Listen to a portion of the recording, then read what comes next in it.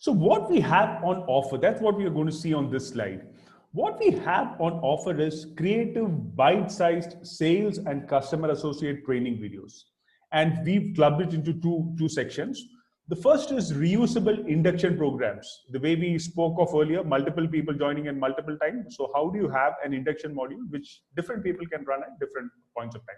The second important aspect about product and behavioral training, and the very critical point which Shom spoke about, which is idea-based sales pitches, which is very, very critical.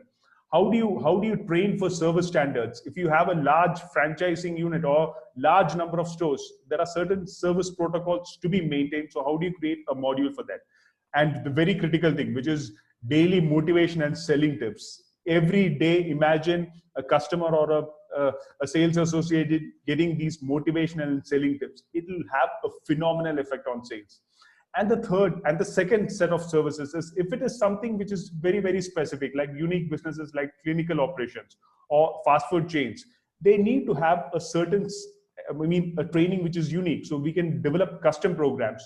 Or if your business is tackling specific problems, how do you create a training module for that? So these are the broad two spectrums of service that we can actually offer. And the most important thing is we have the ability to deploy it at scale in an app environment, track it, and create scoring mechanisms for it. And we do end-to-end service right from a problem diagnosis. The moment you look at a business, we can identify these are the problem areas. So how do you create specific training modules for that? We can help you develop content strategy for the training material. We can do video production. We can do training app development and deployment. So this, we offer it as an end-to-end service. Now, what is the engagement approach that we are talking of? We start, like what I spoke about in the earlier slide, we start with an audit and a problem diagnosis. We generate a hypothesis of the leakage, the opportunities or the cost savings that we can bring to this to the client.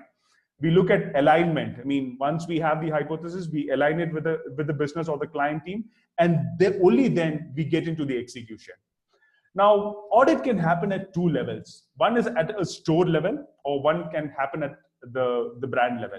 So at a store level, we can do mystery audits. We can look at metrics like footfall to conversion ratios. We can look at invoices, item level analysis. We can look at customer interaction. We can look at local catchment domination. I mean, how do you, and this is something which we have observed a lot of retail clients need. I mean, how do you dominate a particular catchment? How do you teach your customer service associates to dominate a catchment? How do you use social media? These are all small tips which can be taught or trained for.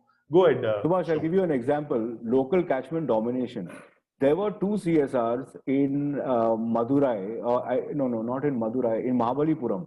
There were two CSRs in a very small retail outlet. One was an IFP CSR, one was a Bosch CSR. Now the IFP CSR, because of the training, was getting so smart that he started selling way more machines than the Bosch CSR. Because the Bosch CSR was still talking technical stuff and talking about the technicalities of the product. This guy started talking creative ideas on how to sell the product, and this low catchment domination happened over there. That is one thing I wanted to bring to the notice. Fantastic. And we can do a shopper marketing level audit. I mean, because this is also something which is very, very critical at a store level.